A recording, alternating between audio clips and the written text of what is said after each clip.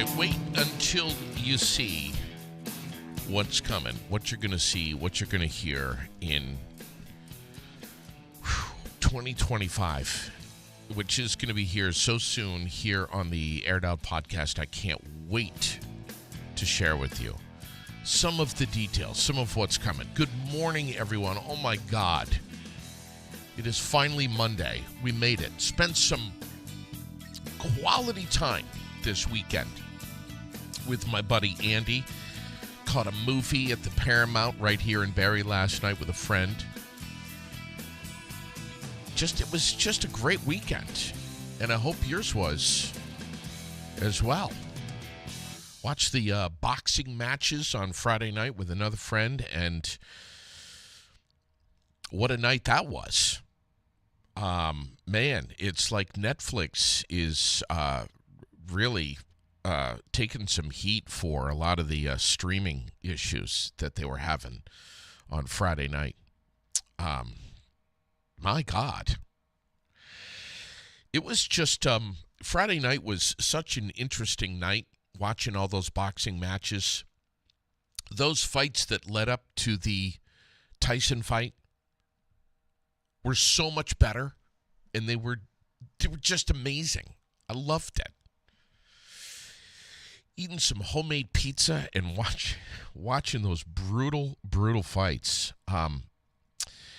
Little bit of, some mild PTSD with the fact that I, along with millions of other people, saw Mike Tyson's bare ass on Friday night. That was, there were a lot of things Friday night during that night of boxing on Netflix that had me kind of scratching my head. And why was Iron Mike grabbing the nads so much up on the scale? What's that all about? Was it just like an adjustment, or was he showing everyone that he was just wearing his his tidy whities, his skibbies? I don't know. It's just it was interesting. It was very interesting. I don't know if you watched any of Friday night, but I don't know. And I didn't think they were going to go all 8 rounds, but impressive to see Mike Tyson at 58 years old doing what he did. Taking on a 28 or 27-year-old Jake Paul for 8 rounds, and ultimately, I don't want to say losing, but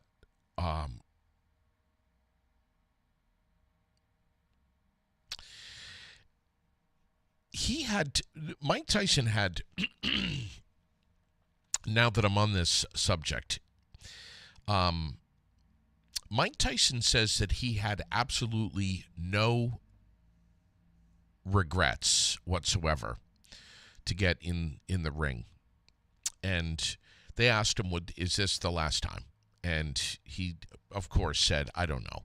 He knew that question was going to be asked of him inside the ring. But the former heavyweight champ, I thought was quite impressive. Of course, he's aged. We all age. Mike Tyson had a quote in the press that I think is worth mentioning this morning. Oh, my God. Dave Horner, you are spot on, my man, what you just said. Sorry I stayed up for that. Should have turned it off after the Katie Taylor and Amanda Serrano match. Agree. Totally. My God, I know. That fight was amazing. But Mike Tyson had something to say in the media, and I've got it here. And I think this kind of got dusted under the rug a little bit, and I think it's worthy of mention. And I'm going to read to you his quote.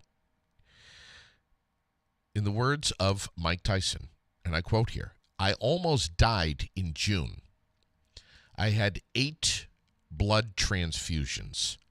I lost half of my blood and 25 pounds while I was in the hospital. And I had to fight to get healthy to fight. So I won." End quote. And I just thought that was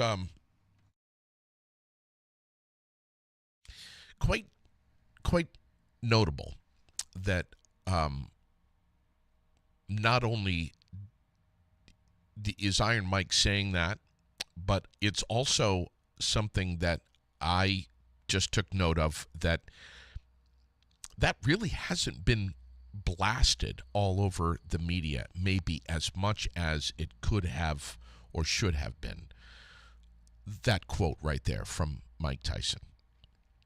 But anyway, Netflix hauled in 60 million households for Friday night's fight. Incredible. 60 million people saw Mike Tyson's bare bottom. Anyway, I hope it was a great weekend for you, no matter what you were doing. It was a busy one for me. Sold Lily's old dirt bike. I got my truck tucked into a beautiful barn for the winter, which I am so blessed with to have that. Got a, and it feels good. It feels good to have a productive weekend and get stuff done. Still haven't got all the lawn furniture off the back patio yet, but that'll get done tonight. Right? Right. Got a panic message from Chuck over the weekend. I think the panic set in on Friday night, if I'm not mistaken. My good friend Chuck, as many of you know, at some point, I'm sure he'll be brave enough to come on the air, but Chuck and I have grown up as AC/DC fans that are just, we're off the charts, AC/DC fans. I don't have the AC/DC socks and underwear like he does. But he takes things to an extreme when it comes to AC/DC, and his number one bucket list in his life is to see AC/DC in concert, which he never has. Neither have I, and we have for years shared that dream. That would it happen? Could it happen? Months ago, Chuck was on the air, and we were talking about how AC/DC was going to be doing a European tour, and where are we going to go? Were we going to go to Paris or whatever? Amsterdam, I think we talked about catching a show there. And then we started diving into it, and we looked at the price tag for the tickets and the airfare and the hotel and just all of it. And we just knew that we weren't going to be able to catch AC/DC in Europe unless we knocked off a couple of banks. So we decided that when we were defeated, that we wouldn't be able to do it. Well, Chuck calls me on Friday night, almost in tears, complete panic, because he found out that the rumors about the AC/DC North American tour apparently were true. As many of you know, and it's been all over the news, that the band kind of accidentally, prematurely announced on, I don't know if it was Instagram, Actually, I think it was Instagram. Um, that they were going to be doing a North American tour, and then quickly removed that social media post. Well, now it's apparently confirmed, it's back up, and Chuck is just all worked up about it. Are we going to Minneapolis in April? Where are we go? Which show are we going to? So I'm hoping that Chuck will come on the air and settle this, and we can let everyone know that we are going, what city we're going to go to, when we're going to go, and all of the live streaming that we're going to do while we're there to bring you with us, and it's going to be amazing. Hopefully, Chuck will be able to come on the air with me real soon. The other thing that happened to me this weekend, and I'm going to be real brief on this. The state of Vermont installed a guardrail in front of my house after begging them since 2004. 20 years. I have to, I'm being told to keep my response to this at a minimum, so I will. I'll just say that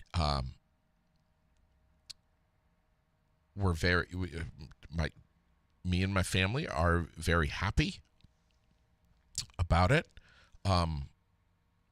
and there's a lot more to be said. And when I am given the clearance and the green light to say what I would like to say, I will. About this, but it is a great feeling knowing that we have some protection in front of our house. If you were not, if you're not aware of this, since 2004, we've had 13 vehicles leave the road and go through the front yard. Some of them have made contact with the house. Most of them have come within inches. Some of them have been drivers under the influence. I would say most. Some accidents have been related to speed alone during the summer, and some accidents have been related to winter travel conditions. All have come within 2 feet or less of our home. And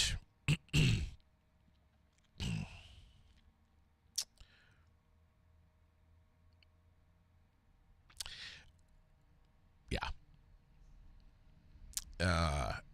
I am going to be I'm going to be saying at some point here what I really want. You can tell that I'm biting my tongue, and I am. And I will say at some point here what I want to say when I'm allowed to say it. But I am so grateful, and I thank the state of Vermont for finally taking my pleas seriously. Finally. And I'm gonna take you. I'm gonna take you right to the guardrail, and I'm gonna show it to you, and I'm gonna say what I want to say and what I need to say, as soon as I possibly can. So stay tuned. Stay tuned. Also, I want to say this morning, before I even get started with the news, congratulations to all the hunters who were successful this weekend. And I got to say, the photos that I've seen on social media, not just from R&L Archery, but the East Corinth General Store and many others, really impressive what I've seen. And the younger hunters that were really successful and got themselves a real nice buck. So cool to see that. I am so happy for everyone who had a successful first weekend of rifle season. The weather literally couldn't be better. Well, maybe it could have been for a hunter. I mean, I know that for tracking purposes and all that, it's nice to have a light dusting of snow on the ground. But it was just so nice. The weather just in the 50s and sunny, just beautiful. Just beautiful. So again, congratulations to all the hunters who had success this weekend. And if you didn't, we wish you lots of luck going forward here. Good morning and welcome to the Aired Out Podcast. Welcome to the not only a new day, but a new work week. It is the 18th now. You've got the Aired Out Podcast from Fly on the Wall Productions on the web, airedoutVT.com. Good morning, Darlene. Lower 40s for most of us this morning. Cloudy showers today, near 50. 36 and cloudy tonight. Tomorrow it's going to be cloudy, mid-40s, and Wednesday, mix of sun and clouds, and 50 degrees.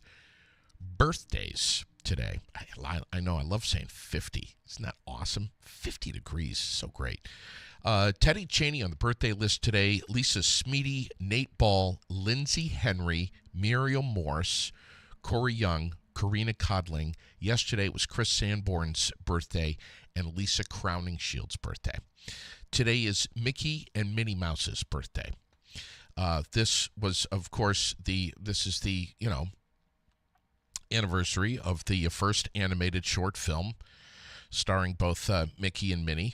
It was released November 18th, 1928. Do you remember the name of that film?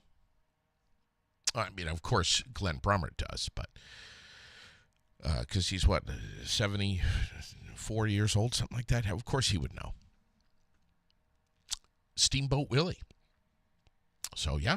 Today is National Princess Day today. This is the day that we dig deep and celebrate our inner royal. So, dads, if you have a little girl, you got a daughter, you already know that she's a princess. Vermont news. This weekend had some really disturbing stuff that happened on the front side of it. Actually, Thursday and Friday had some really disturbing local news. I'm probably,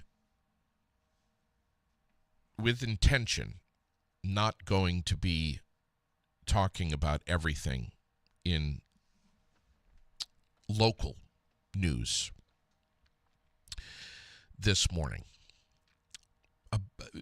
for a couple of different reasons, which I don't know if I need to explain why, other than just respect, I guess, for lack of a better term. When it comes to the story of what unfolded on Gallison Hill Road,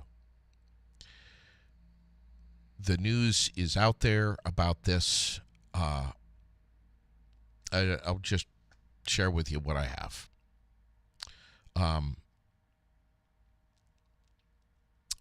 that double homicide on Friday morning was horrific, and it rattled all of us. This kind of stuff just doesn't happen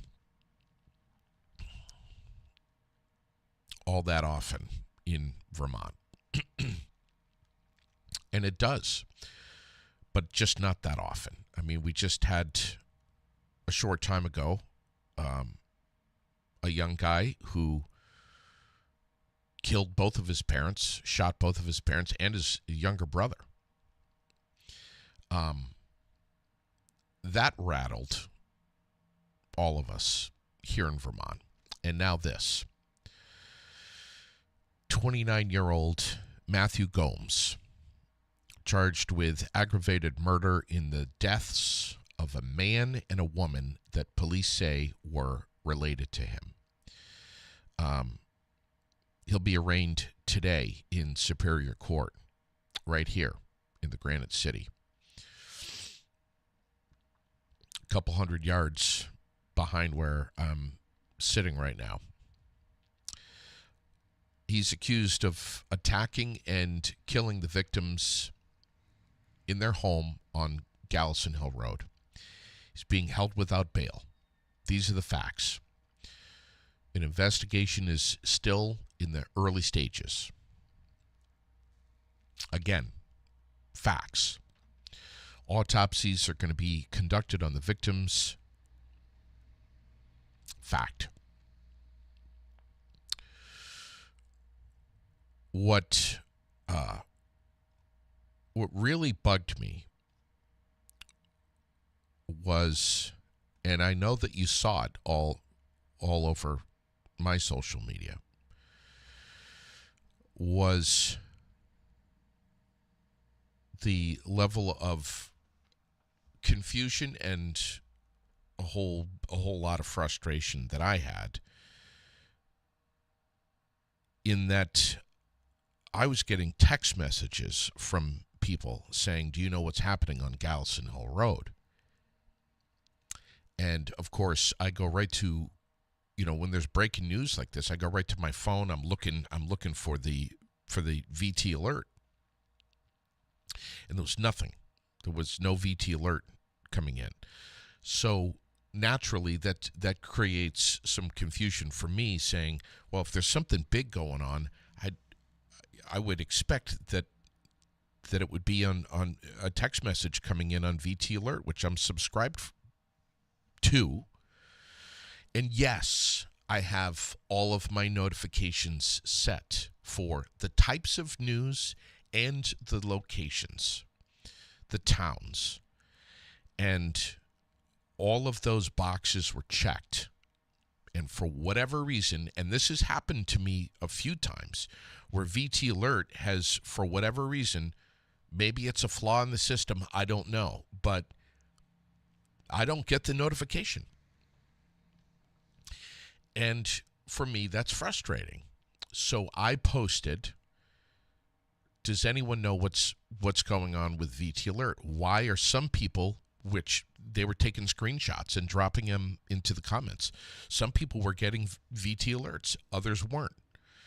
Of course, I went into all my parameters right away and checked and made sure that the right boxes were checked, that I had set up the correct parameters to receive this type of information in this type of area, these towns. It was frustrating for me.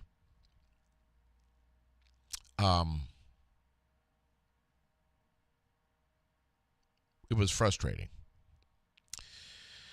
I still don't know why. But it makes me question, where else do I have to go to get accurate information quickly? Can I rely on VT Alert? I don't know. But anyway, there's that. And then I was able to get some information, which a lot of people were sharing with me, thank God, because that was my connection to accurate information. I was looking on VT Alert. I was looking on their Facebook page. The VT Alert Facebook page didn't have anything. It was the city of Montpelier and their press release that I was able to get, along with everyone else. And of course, a lot of this stuff, it kept coming to my Facebook page in the form of through Messenger from people who were sharing with me this information. Vermont State Police had a statement that they put out saying what the facts were, which I grabbed and I shared on my page. The words double homicide, suspect in custody. And then I wrote, everyone is safe. And a couple of folks out there took issue with me writing everyone is safe, saying obviously not if there's a double homicide. Do we really need to be that thick-headed where you don't understand what it is that I'm saying, where you can't take it upon yourself to read between the lines when I say everyone is safe, meaning the situation is under control, so says the Vermont State Police. So I had to go back and add the words to my post saying, quoting here, meaning that the situation is no longer active and is under control and the general public is not in danger. How more specific do I have to be? There are folks out there, yes, I know. It's their MO to just be a pain in the ass. They've got nothing better to do. Is it possible for me really to be that misunderstood when I say everyone is safe? And you've got to be snarky and say, well, obviously not if there's a double homicide. Wow. There was panic, notably for the fact of the location of U32 school being there. There was a lot of confusion about what was happening and where it was happening. Was this related to the school? Was this on the school property? Were there guns involved? Was someone injured? When I say everyone is safe, that's not going to be something that just comes out of my mouth or lands on my Facebook page. I'm going to write that or say that if that's what the state police are saying. And that's what they were saying. They said, and I quote here, everyone involved in this incident is believed to be accounted for and there is no identified threat to the community. End quote. From Vermont State Police. I even added that text to my post. But people still have to be a smartass, and you know who you are. You just have to be negative. You just got to push back. Right, Scott. Use some damn common sense. you know what it is that I'm saying when I say everyone is safe. Try not to be a smartass. Don't wake up and begin your day saying, today I'm going to be a smartass. My God, people. Really? Anyway, obviously, all of us are watching this story unfold. Okay? And if we get information on it, we will share it. First and foremost, above all things, I'm glad that innocent bystanders were not injured. I'm glad that young kids were not injured or lost their lives. And I'm glad that it was a contained incident that didn't turn into any kind of mass chaos.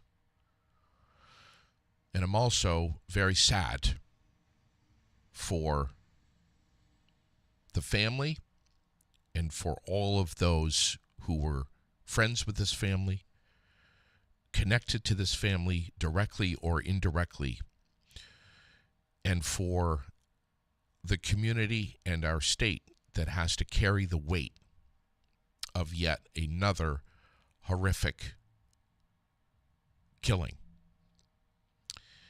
We were always talking on the air here about mental health.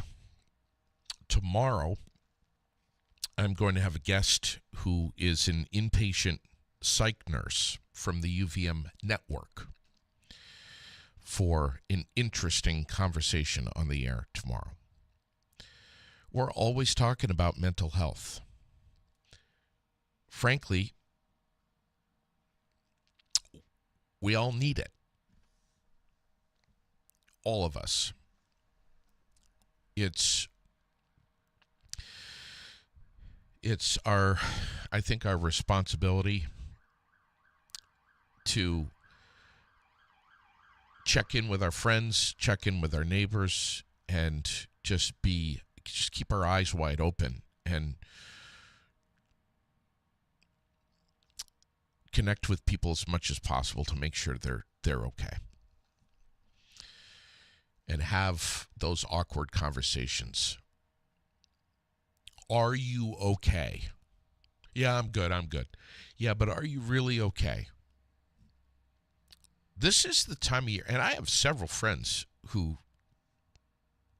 I've already asked them if they'd come on the air, and they won't. I have several friends that are really affected by seasonal adjustment disorder, also known as SAD. They get the winter blues. They get down. It's dark. We wake up in the dark. We're going to bed in the dark. Days are shorter. Cold sets in. We get the holidays. People don't, there's plenty of us that just, we get really depressed during the holiday. I mean, this is serious stuff, man. This is really serious stuff. And again, just check in with your friends who don't often admit that they're going through some tough times. Cabin fever, yes. Yeah.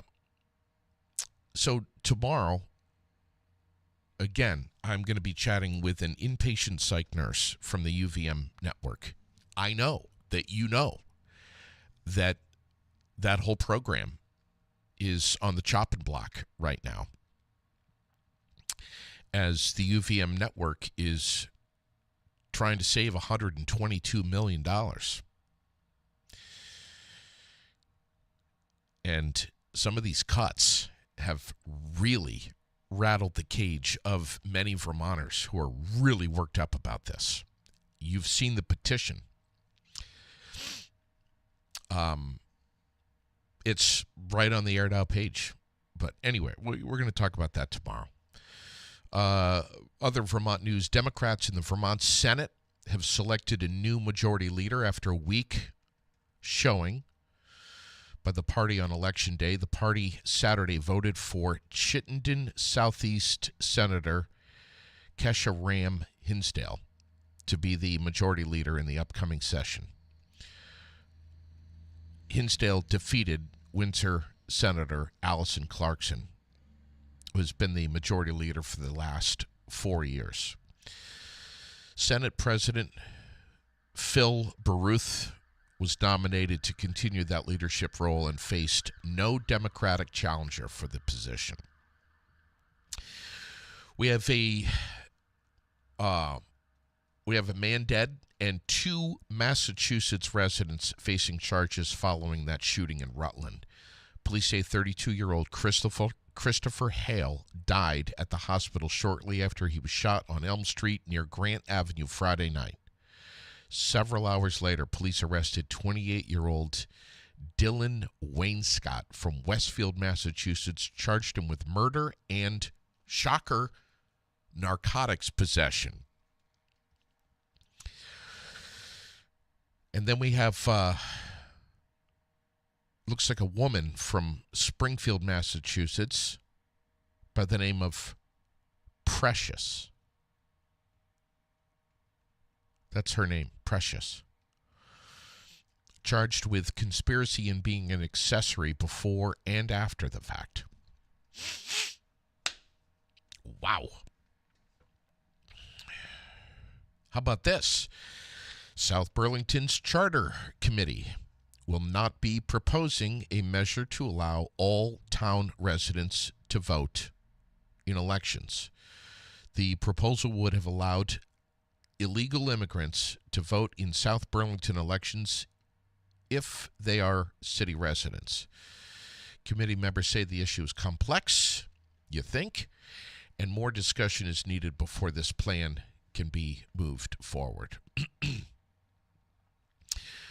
They also say the other 3 municipalities that have allowed all resident voting have had behind-the-scenes problems.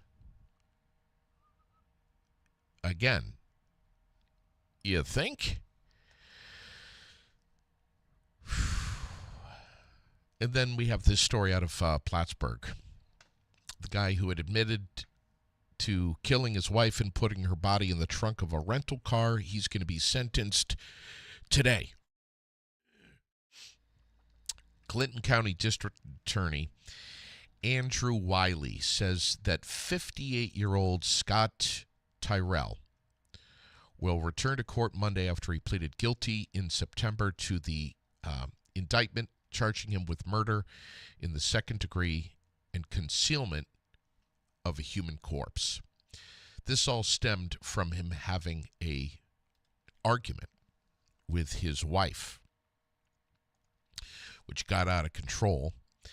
He ended up strangling her and putting her in the trunk of her rental car, where the car sat for a long time, a couple of weeks, before the rental car company said, hey, we want our car back. And they repoed it. Incredible. It's again, folks,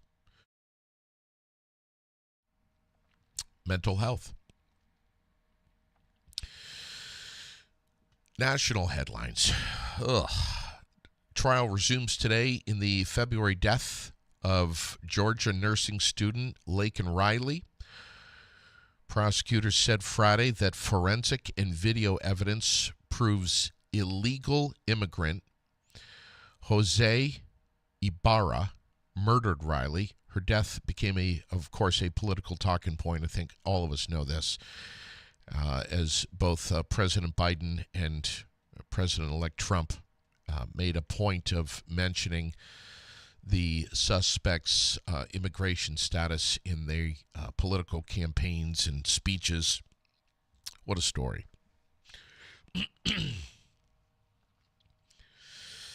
Authorities in New Orleans investigating a pair of shootings on Sunday that left 2 people dead and 10 others injured.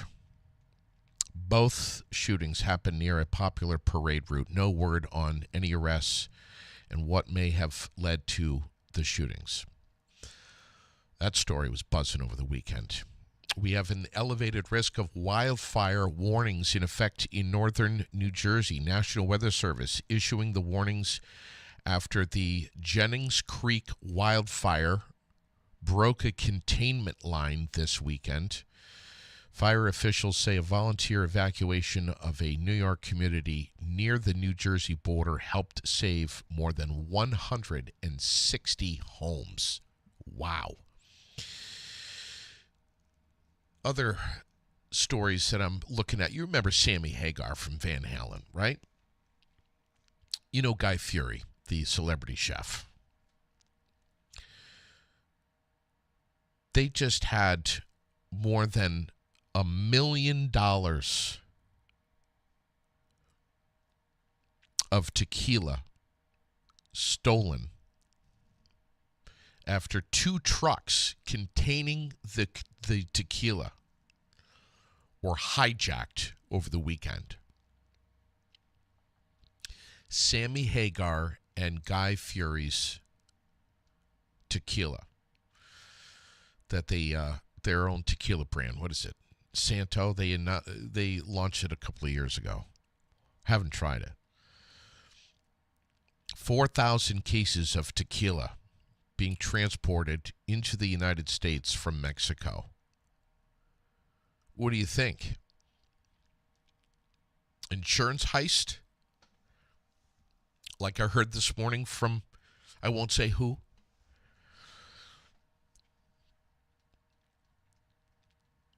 Is Guy Fieri running out of money?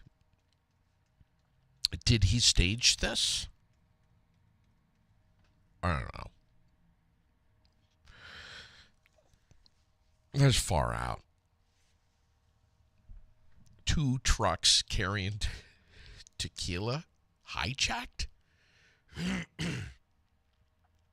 We that desperate for tequila? The deadly E. coli outbreak linked to organic carrots. 18 states now affected by this. CDC and other organizations saying that on Sunday, yesterday, 1 death reported, 15 hospitalizations, 39 confirmed cases nationwide. Bagged organic baby carrots and whole carrots from Grimway Farms, along with a few other brands too.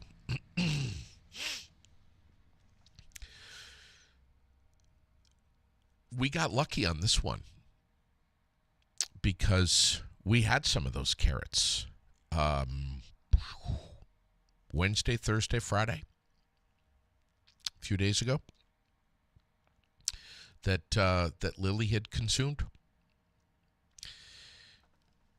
Very scary stuff, man. What the hell is going on in the food industry?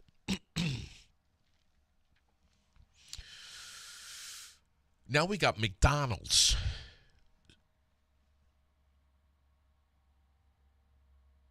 finding $100 million to put forth a campaign to try to smooth things out a little bit and regain their faithful fans and customer base. You're going to see McDonald's pumping up the ads and spending a lot of money. Again, $100 million towards damage control to their public relations image. That the onions are good now. I love a good onion on my on my burger. Don't like them chopped up, like them sliced. Red onions, thick. I like a lot of onion in the burger. I'll slice up my own though. Anyway, $100 million. And I've heard, oh my God, that's a lot of money. I've also heard $100 million from McDonald's. That's like you spending $50, JD. So I've heard both sides. What say you about that? What do you think? Watch out for the advertising. Oh, yeah, the Vidalias. Oh, yes. The next test flight of the SpaceX Starship rocket could be launched as soon as today, if there aren't any delays. This thing is massive. 400 feet is how big this thing is. Could be lifting off from the SpaceX Starbase near Brownsville today. So, let's see. What else? We have a third lawyer now that's being accused of smuggling drugs into the Harris County Jail. Police say that Hunter Simmons snuck drug-laced paper into the jail and gave it to a client that he was representing. There's a crooked lawyer out there? Two more suspects also arrested for their role in providing Simmons with the drugs. Police have arrested two other lawyers over the past year in drug smuggling schemes connected to the jail. All driven by greed and money. Why make a buck if you can possibly make two? Incredible.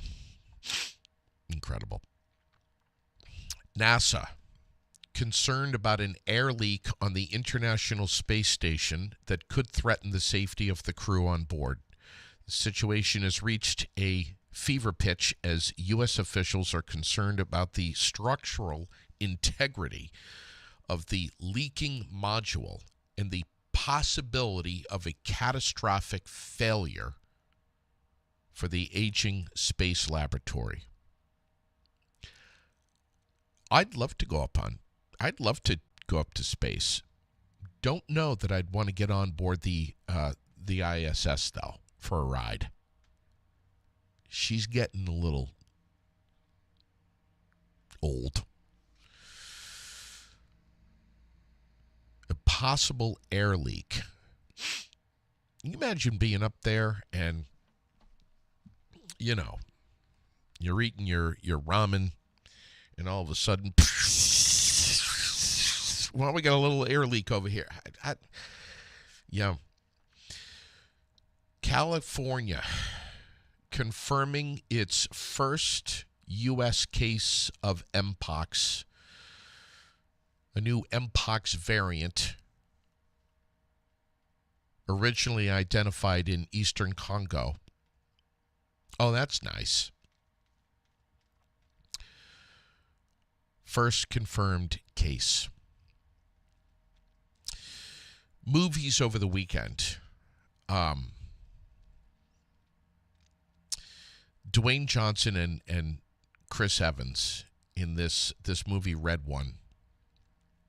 Somehow, and I don't know how, because I haven't seen the movie yet. I'll be honest with you. Will I? I'm sure at some point. Not a big fan of Dwayne "The Rock" Johnson. Never really have been. I don't know. I mean, Jumanji has played so many times in my house. I can't get into him. But anyway, Red One claimed the top spot at the box office this weekend, and I'm surprised. $11 million across opening day and preview screenings. 11 mil. Let's see. Venom: The Last Dance falls to second after spending 3 weeks on top of the domestic charts. It has now exceeded $120 million in North America and $400 million worldwide. Have you seen that movie? Let's see. World News: President Biden in Brazil for the G20 summit. The first session opens today. World leaders are set to discuss international efforts in fighting hunger, sustainable development, and reforming global governance institutions. What say you about all that? Do you think, and I ask you this honestly, do you think there's any progress is going to be made at this G20 summit? We'll get any traction, any grasp on any of those things? Yeah, G20. Let's get 20 guys together. We'll sip some coffee, we'll eat some sandwiches, and we'll figure out how to end world hunger. I don't know. But I saw that this morning, and I'm like, yeah, like that's going to make a damn bit of difference. Oh, thank God we got the G20 summit. This'll really have a great effect on all these issues in the world. I don't know. I'm just being real with you this morning. Okay, that's just. I'm not trying to be negative. I'm just being real. That's how I feel. I think it's a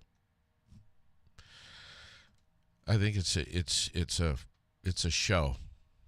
I think it's a show. Ukraine reportedly getting White House approval to use long-range U.S. missiles inside Russia. President Biden gave Vladimir Zelensky the green light on this. I wonder what that conversation sounded like. Yeah, Vlad. Hey, Joe here. Go for it. This comes after news of course, North Korean soldiers arriving at the front to fight alongside Russian troops. So we've been talking about that for at least a month. That's been in the news. Spirit Airlines, biggest budget airline in the world, filing for bankruptcy. Announced it this morning. They reached a deal with bondholders for $300 million in financing. We have India successfully testing its first long-range hypersonic missile over the weekend. This hypersonic missile can fly at more than 5 times the speed of sound. Get this, more than 3,000 miles per hour, and has a range of over 930 miles. Hypersonic missiles are able to fly lower than ballistic missiles, making them harder to detect and intercept. They're also highly precise. Do not need to follow a predetermined trajectory, and can change course mid-flight. That's freaky. 3,000 miles per hour.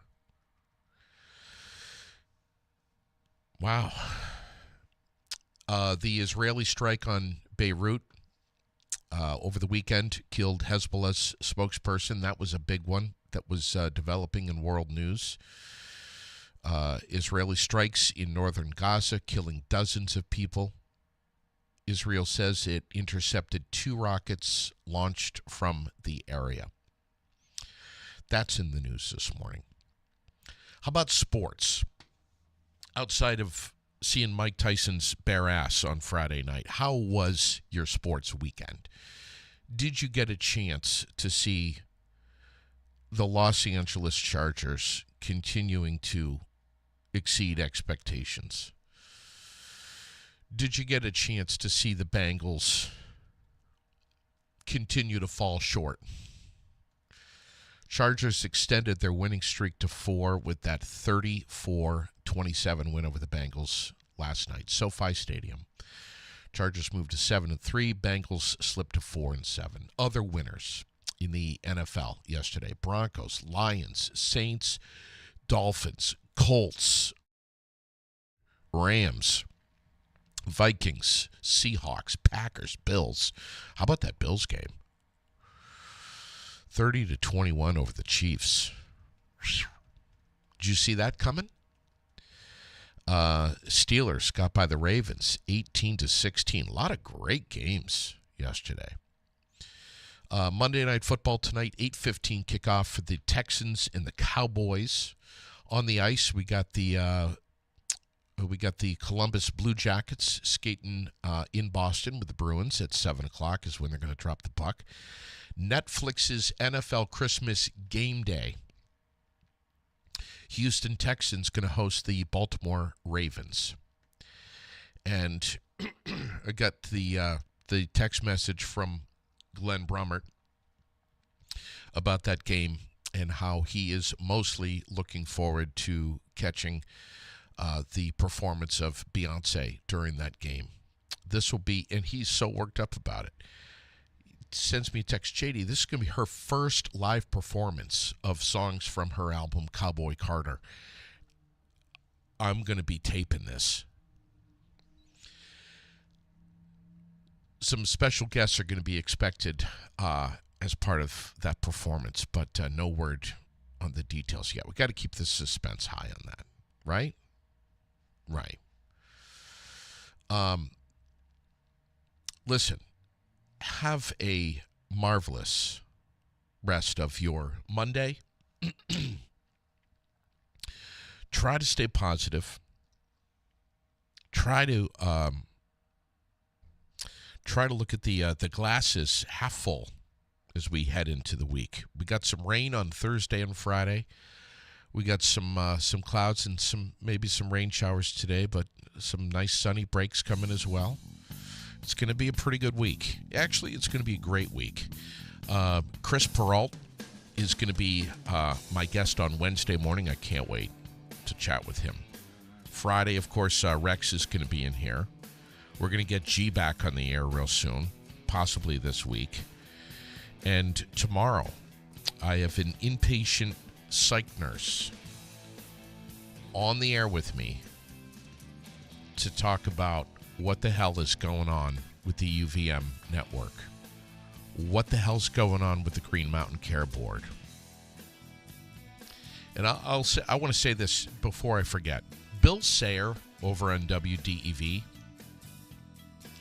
he has done such an exceptional job diving deep into this subject. He's amazing. Always has been. Bill Sayer. He knows what he's talking about. So I urge you to go back and re-listen to some of Bill Sayer's comments about all of this. All right? All right. So what's today really? The 18th? My God. A lot of craft fairs going on this past weekend. More coming up this weekend. A lot of community events.